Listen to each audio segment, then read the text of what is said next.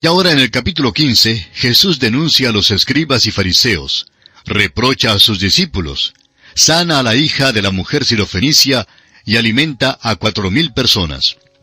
Este capítulo 15 avanza el ministerio de Jesús al punto de su rompimiento con los príncipes religiosos. Después de su disputa con los príncipes religiosos, parece muy poco probable que jamás pudiera haber una reconciliación. Así lo veremos en los versículos 12 al 14 más adelante. Esta es la primera vez que Jesús ha designado como hipócritas a los escribas y fariseos. El Señor se está moviendo en Mateo y es el movimiento de un rey. Comienza a avanzar hacia la cruz. Leamos los primeros 2 versículos de Mateo, capítulo 15. Entonces se acercaron a Jesús ciertos escribas y fariseos de Jerusalén, diciendo, ¿por qué tus discípulos quebrantan la tradición de los ancianos? Porque no se lavan las manos cuando comen pan. Jesús ha atraído a los príncipes religiosos de Jerusalén al desierto para que le oigan. La visita de los escribas y los fariseos no era con fines nada amistosos. No le acusaron de violar las Escrituras, sino sus tradiciones que consideraban iguales a las Escrituras. Querían saber por qué los discípulos no se lavaban las manos. Su énfasis era más bien sobre la limpieza ceremonial, en vez de lo que nosotros consideraríamos un lavamiento físico o higiénico. Hay muchísimas personas que piensan que si cumplen con alguna clase de ceremonia externa y limpian lo de afuera, que esto es todo lo que es necesario. Veamos entonces cómo responde Jesús según el versículo 3. Respondiendo él les dijo, ¿por qué también vosotros quebrantáis el mandamiento de Dios por vuestra tradición? Jesús los acusa a ellos de violar el mandamiento de Dios al insistir en el cumplimiento de su tradición. Su tradición permitía a un hombre desobedecer la ley y en una manera que ellos creían era muy astuta para hacerlo. Ahora los versículos 4 al 6 dicen, porque Dios mandó diciendo, honra a tu padre y a tu madre, y el que maldiga al padre o a la madre, muera irremisiblemente. Pero vosotros decís, cualquiera que diga a su padre o a su madre, es mi ofrenda a Dios todo aquello con que pudiera ayudarte, ya no ha de honrar a su padre o a su madre. Así habéis invalidado el mandamiento de Dios por vuestra tradición. Su tradición permitía a un hombre desobedecer la ley. Según sus enseñanzas, si un hombre dedicaba una ofrenda a Dios, no estaba ya obligado a contribuir para el sostén de sus padres. Esto permitía una manera supuestamente piadosa para que un hombre violara la ley mosaica. Todavía creemos que la mejor manera de comprobar si una persona es cristiana o no es por su dinero. El barómetro del cristiano hoy es cómo maneja su dinero y cómo maneja el dinero de Dios. Los príncipes religiosos del día de Jesús ayudaban al hombre a evadir sus responsabilidades. Opinamos que Dios quiere que las deudas sean pagadas a nuestros semejantes antes que darle ofrendas a Él. Dios quiere que cuidemos de cumplir nuestras responsabilidades personales. Quiere que se sostenga a la familia antes que darle a Él. Un hombre que tenía una idea insensata vino un día de pago y quería dar a su pastor la mitad de su salario, entre tanto que su familia sufría de hambre. Cuando su pastor se enteró de esto, conversó con él en cuanto a este punto, y al principio el hombre se mostró ofendido. Por fin vio que estaba descuidando su propia familia, lo cual es cosa trágica. Es asombroso ver cómo tantas personas tratan de evadir una responsabilidad de una manera que consideran piadosa. Sobre este asunto el apóstol Pablo diría más tarde en su primera carta a Timoteo, capítulo 5, versículo 8, porque si alguno no provee para los suyos, y mayormente para los de su casa, ha negado la fe y es peor que un incrédulo. El Señor también indica aquí que no se engaña con estas estratagemas. Los versículos 7 y 8 de este capítulo 15 de Mateo nos dicen, hipócritas, bien profetizó de vosotros Isaías cuando dijo, este pueblo de labios me honra, mas su corazón está lejos de mí. El Señor llamó a los escribas y fariseos hipócritas. Esta es una de las palabras más pasmosas en toda la Escritura. Nada le corresponde, pero no tenía entonces el significado que tiene hoy. Para nosotros es una palabra ardiente, pero en el día de Jesús simplemente quería decir desempeñar un papel, y era usada en el sentido de un actor de un drama. Significa que uno recibía una palabra clave y luego respondía. Jesús pues los acusó de jugar a la religión.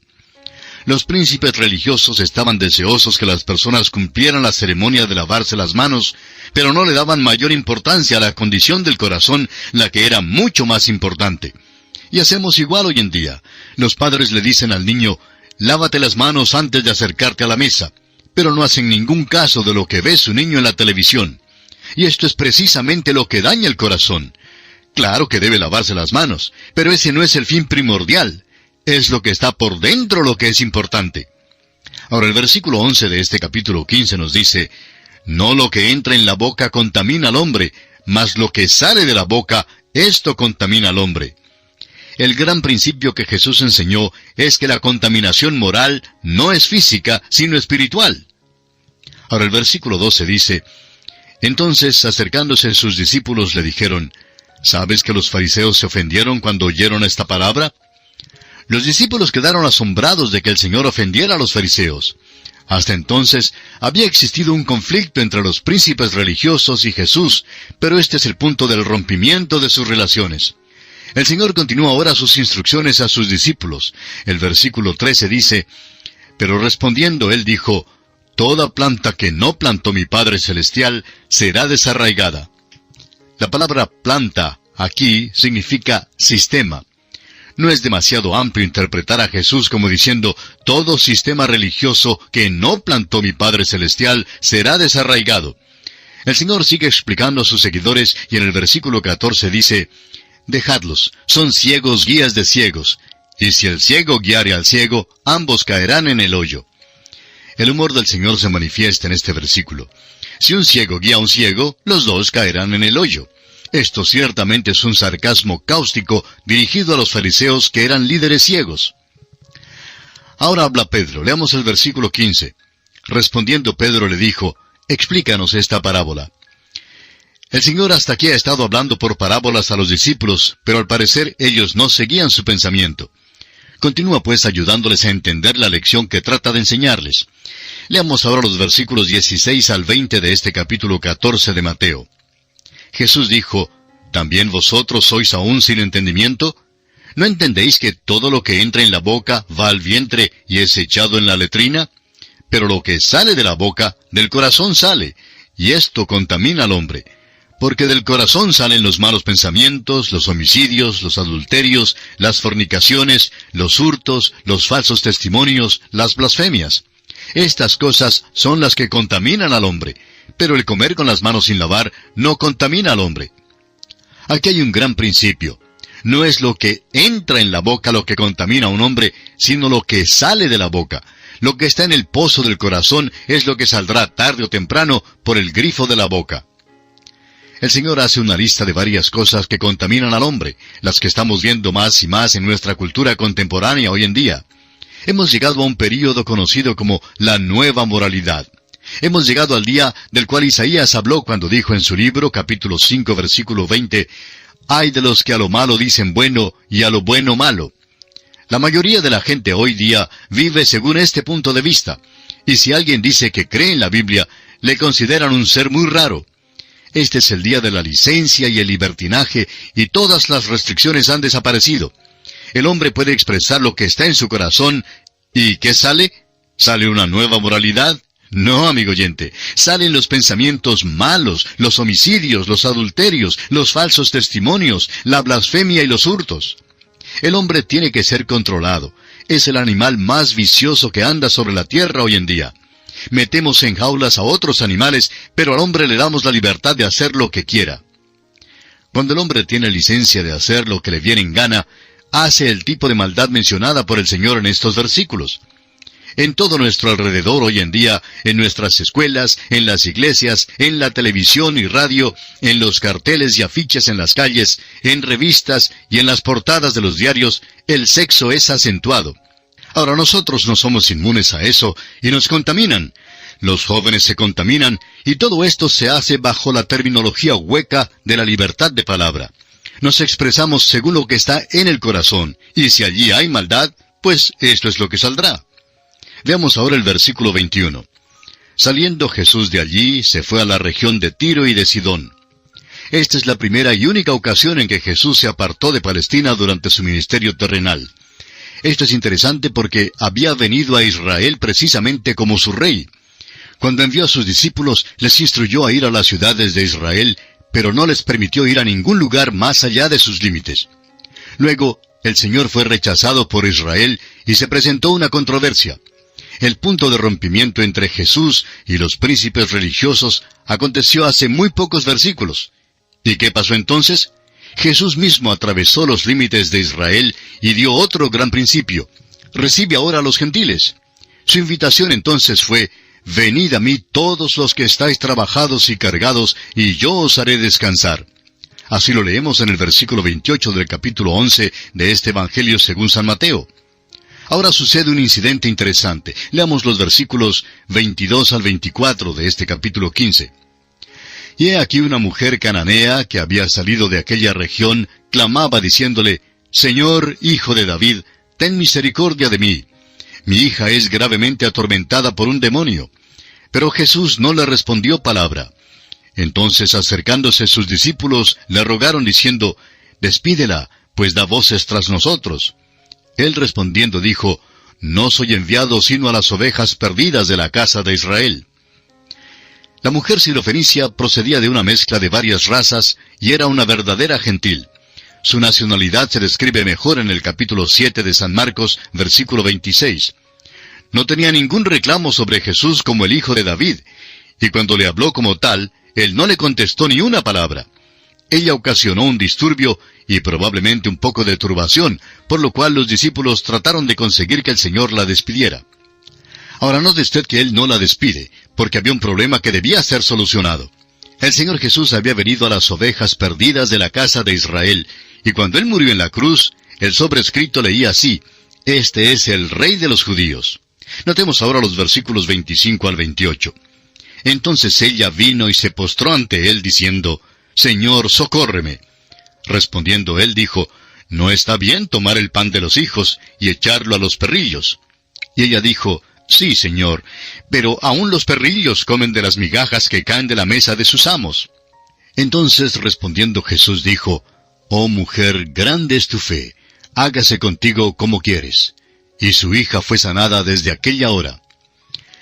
La próxima vez que la mujer se acercó a Jesús, le adoró y lo llamó Señor. Ya no hizo ningún reclamo más sobre él como el hijo de David. Le pidió su socorro, su ayuda, y la recibió. Pidió unas pocas migajas de la mesa, y el Señor llamó su fe grande. Sanó a su hija. El incidente de sanar a la hija de la sirofenicia es sobrecogedor en esta ocasión. Su manera de tratarla parece ser brusca y cruel. Siendo gentil, ella no tenía ningún reclamo sobre él como el hijo de David. Cuando primero lo llamó Señor, él contestó con mucha brusquedad. Pero ella insistió y exhibió una gran fe que produjo la mayor alabanza de los labios de Jesús. Los gentiles ahora pueden allegarse a él cuando aceptan su invitación de Mateo 11, 28 y 29. Ahora los versículos 29 al 31 nos dicen: Pasó Jesús de allí y vino junto al mar de Galilea, y subiendo al monte se sentó allí. Y se le acercó mucha gente que traía consigo a cojos, ciegos, mudos, mancos y otros muchos enfermos, y los pusieron a los pies de Jesús, y los sanó. De manera que la multitud se maravillaba, viendo a los mudos hablar, a los mancos sanados, a los cojos andar, y a los ciegos ver, y glorificaban al Dios de Israel. Nuevamente dirijamos la atención a las multitudes que fueron sanadas. Jesús sanó más que solo unos pocos casos aislados. Es difícil para nosotros comprender lo extenso que fue su ministerio. Veremos el relato de solo unos pocos milagros que él hizo. El número total seguramente causó mucha impresión en todo Israel. A la luz de todo lo que ya se conocía entre todo el pueblo de Israel, ¿no es irónico que los fariseos y saduceos pidieran señal del cielo? ¿Qué más necesitaban? Es poco extraño que Jesús rehusó contestar su petición. Consideremos ahora el milagro de la alimentación de los 4,000. Este milagro casi parece ser una duplicación del milagro de la alimentación de los 5,000. Leamos los versículos 32 y 33 de este capítulo 15 de Mateo. Y Jesús, llamando a sus discípulos, dijo: Tengo compasión de la gente, porque ya hace 3 días que están conmigo y no tienen qué comer. Y enviarlos en ayunas no quiero, no sea que desmayen en el camino. Entonces sus discípulos le dijeron, ¿de dónde tenemos nosotros tantos panes en el desierto para saciar a una multitud tan grande? Vemos dos cosas familiares en este pasaje. En primer lugar, vemos nuevamente la compasión del Señor para con esa multitud. Y vemos también que los discípulos todavía no han aprendido la lección que el Señor Jesús quiere enseñarles. Este milagro parece ser, como dijimos ya, una duplicación del milagro de alimentar a los 5,000. Ahora parece extraño que Mateo incluya este relato, porque no parece añadir ningún otro adelanto a los reclamos mesiánicos del Señor Jesús. Ahora el rechazo de su reclamo de ser el Mesías y su actitud previa a este milagro indican cuán lentos eran los discípulos para aprender las lecciones de la fe. El dar de comer a los 5,000 probablemente se había realizado solo unos muy pocos días antes, pero todavía surgían las mismas objeciones debido a su incredulidad. Leamos los versículos 34 al 38 de Mateo capítulo 15. Jesús les dijo, ¿cuántos panes tenéis? Y ellos dijeron, 7 y unos pocos pececillos. Y mandó a la multitud que se recostase en tierra. Y tomando los 7 panes y los peces, dio gracias, los partió y dio a sus discípulos, y los discípulos a la multitud. Y comieron todos y se saciaron, y recogieron lo que sobró de los pedazos, 7 canastas llenas. Y eran los que habían comido 4,000 hombres, sin contar las mujeres y los niños. Jesús de nuevo dio de comer a la multitud, y reveló así que sus discípulos aún no habían aprendido la lección de fe. Su renuencia a creer constituía una forma de rechazo. La incredulidad, amigo oyente, siempre es pecado. Después que Dios oye nuestra oración y provee lo necesario para alguna emergencia en nuestras vidas, ¿estamos preparados a creerle completamente cuando se presente otra situación similar? Jesucristo puede ser creído. Debemos creerlo y sin titubeo o duda alguna. El método que Jesús empleó aquí es similar al milagro previo de dar de comer a los 5,000. Note usted que el número de hombres que recibieron esta alimentación fue 4,000. Ahora sumen una mujer y un niño con cada hombre, y el número llega por lo menos a 12,000. Este número está más cerca al número de personas en total que en realidad recibieron la cena en aquella ocasión. Ahora el versículo 39 y final de este capítulo 15 del Evangelio según San Mateo nos dice, entonces, despedida la gente, entró en la barca y vino a la región de Magdala. Esta región era parte del territorio que abarcó el ministerio del Señor en Galilea. Magdala era una ciudad que estaba en el mar de Galilea, aunque hoy en día solo quedan sus ruinas. Este capítulo revela que los discípulos del Señor no iban al mismo paso que Él. Eran lentos para creer y comprender. Esto constituyó un estorbo para Jesús. Había llegado al punto del rompimiento con los príncipes religiosos y además tenía ahora un verdadero problema con sus discípulos. Simplemente marcó el paso hasta que ellos salieran de su retraso. Hoy en día, Él es muy paciente con nosotros también, esperando que salgamos de nuestro atraso, de nuestro letargo. Amigo oyente, tememos que muchos de nosotros estamos muy atrasados en nuestra fe y comprensión. El Señor nos ayude a creer de corazón a Jesús.